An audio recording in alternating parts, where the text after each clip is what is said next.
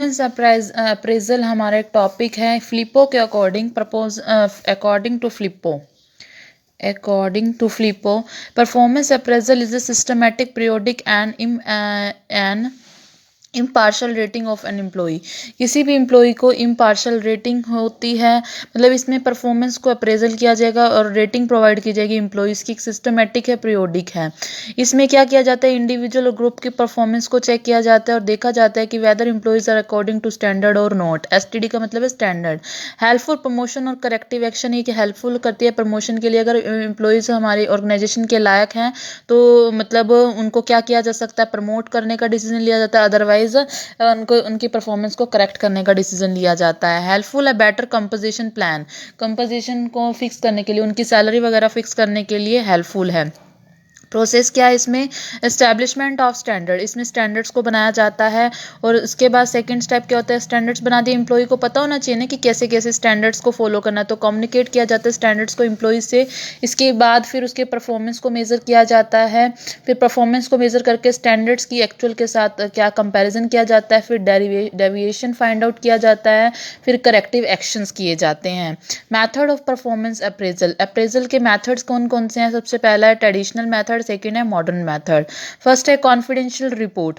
ठीक है, traditional method में कौन सा आता है, कॉन्फिडेंशियल रिपोर्ट। इसके अंदर क्या किया जाता है, डिस्क्रिप्टिव रिपोर्ट बाय रेटर, इसमें सुपरवाइजर एक रिपोर्ट तैयार करता है, हाईलाइट करता है वीकनेस और स्ट्रेंथ को।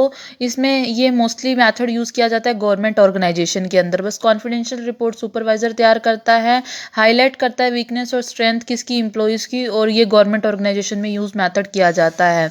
ऐसे और फ्री फ्रॉम मेथड इसको ऐसे मेथड या फ्री फ्रॉम मेथड, इसमें बिहेवियर के थ्रू स्ट्रेंथ वीकनेस को डिस्क्राइब किया जाता है, देन फाइंड आउट हिज और हर परफॉर्मेंस।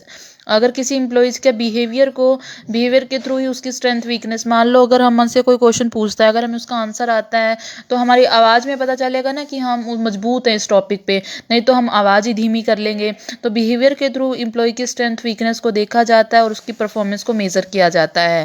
थर्ड मेथड है हमारा स्ट्रेट लाइन रैंकिंग, किसी बेस पर रैंक प्रोवाइड किए जाते हैं एम्प्लॉइज़ को, उसको क्या बोलते हैं, स्ट्रेट लाइन रैंकिंग बोला जाता है। नेक्स्ट है पेयर्ड कंपैरिजन मेथड। पेपर में क्वेश्चन का ये फॉर्मूला आया हुआ था कि पेयर्ड कंपैरिजन में कैसे पेयर्स बनाते हैं, n-1 2। मान लो एक एम्प्लॉई है, उसको कितनी बार मतलब अगर एक एम्प्लॉई है किसी इंडस्ट्री में काम करता है, उस इंडस्ट्री में 50 एम्प्लॉयज़ एग्जिस्ट करते हैं, तो एक एम्प्लॉय का कितनी बार कंपैरिजन इनके साथ किया जाएगा, एक एम्प्लॉय कितनी बार कंपैरिजन होगा एक दो के साथ, मतलब टोटल एन कितने हैं, 50 हैं, 50 एम्प्लॉय टोटल हैं, मल्टीप्लाई 15 - 1 डिवाइड बाई 2, 25। 25 को 49 से मल्टीप्लाई कर दो, जो आंसर आएगा उसी इतनी ही बार एक एम्प्लॉय 50 एम्प्लॉय के साथ कंपैरिजन होगा, मतलब इतनी ही बार मतलब 50 एम्प्लॉयज़ का आपस में कंपैरिजन होगा। ठीक है। नेक्स्ट है critical incident method. Critical incident method में क्या है, एक लिस्ट पर वर्क करते टाइम उसकी इफेक्टिव और नॉन इफेक्टिव बिहेवियर रिकॉर्ड किए जाएंगे।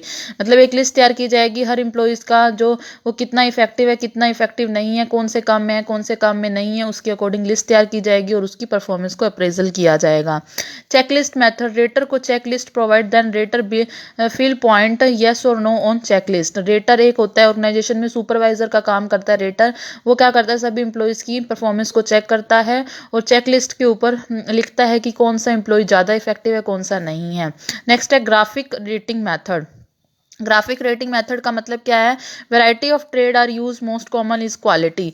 इसमें क्वालिटी मतलब इसमें क्या होता है, ग्राफिक रेटिंग वही वही बात है, ग्राफ बनाए जाते हैं, फिर उनके बाद वो अपने हर ट्रेड को किस तरह से एम्प्लॉयज हैंडल करते हैं उसके अकॉर्डिंग उनको रेटिंग प्रोवाइड की जाती है।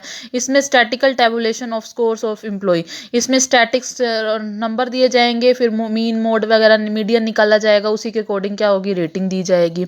ठीक है, सिर्फ आपको मेन नाम याद रखना है, जो जो थोड़ा थोड़ा मैं बता रही हूँ मटेरियल लर्न करना है। Forced choice method, two set of pairs uses, negative and positive हो सकते हैं।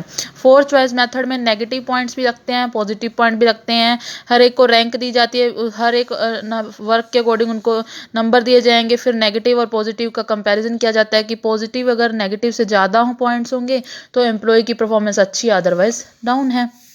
नेक्स्ट देखो, रेटिंग स्केल मेथड, वही बात है, रेटिंग स्केल एक स्केल बनाया जाता है जिसमें 0 पुअर होगा, फेयर गुड, जैसे होता है ना, हमसे क्वेश्चनरी फिल करवाई जाती है कि आपको ये कॉन्फ्रेंस कैसी लगी, फेयर लगी, गुड लगी, बेस्ट लगी, पुअर लगी, तो एक स्केल बना दिया जाता है, उसके ऊपर बड़े सारे पॉइंट्स लिख दिए जाते हैं। ग्रुप अप्रेजल, इसमें ग्रुप का सुपरवाइजर, एचओडी, क्लाइंट आदि ग्रुप के मेंबर्स की परफॉर्मेंस को मेजर करता है, पूरे ग्रुप के परफॉर्मेंस को मेजर कर दिया। फील्ड रिव्यू, इसमें फील्ड वर्क प्लेस पर जाकर क्वेश्चनिंग करता है एंड परफॉर्मेंस को क्या करता है, मेजर करता है, और परफॉर्मेंस को क्या करता है, मेजर करता है। ठीक है।